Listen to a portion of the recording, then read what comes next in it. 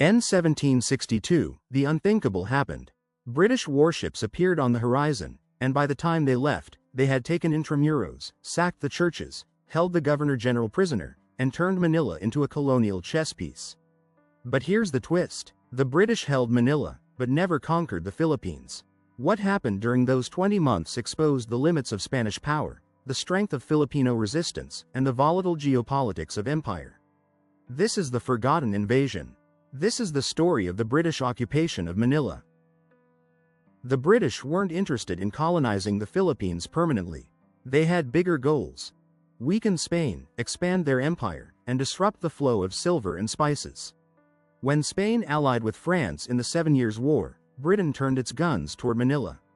In September 1762, a fleet of 13 British ships arrived in Manila Bay. The Spanish were unprepared. The city's defenses were weak. Supplies were low. Resistance would be brave, but short-lived. The British laid siege, and within 2 weeks, Intramuros fell. On October 5, 1762, British forces broke through Manila's walls. Spanish Governor-General Simón de Anda tried to rally defenders, but it was too late. The British looted churches, homes, and government buildings. Thousands of pesos worth of silver were taken. Churches were desecrated. Art and records were lost.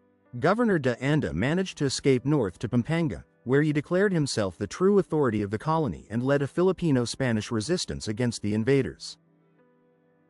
While the British held Manila, they never gained control of the countryside. De Anda organized thousands of Filipino volunteers, farmers, militias, and even clergy to resist. They attacked supply lines, ambushed British troops, and blocked advances into central Luzon. Despite their military power, the British were isolated. Their rule didn't extend far beyond Manila. Meanwhile, the rest of the archipelago stayed under Spanish, and indirectly, Filipino, control. During the occupation, intrigue ran deep. Some Filipino elites saw the British as a chance to escape Spanish control. Others stayed loyal to the church and crown.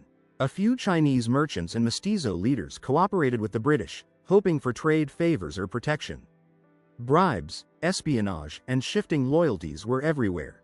But for most Filipinos, the British were just another colonizer with different uniforms. The rebellion stayed active, and so did the spirit of resistance. The British occupation ended not by battle, but by treaty. In 1764, the Treaty of Paris ended the 7 Years' War. Britain agreed to return Manila to Spain in exchange for gains elsewhere. The Redcoats packed up and left. But they didn't leave quietly. Manila was devastated. Trust between Filipinos and Spaniards had eroded. The rebellion hadn't stopped, it had evolved. Spain learned one thing: they could lose this colony. And the people of the Philippines had seen a glimpse of what foreign weakness looked like. The British may have held the capital, but they never conquered the people. For 20 months, foreign flags flew over Intramuros, but in the provinces, Filipino courage held the line. This chapter is more than just a footnote, it's a reminder.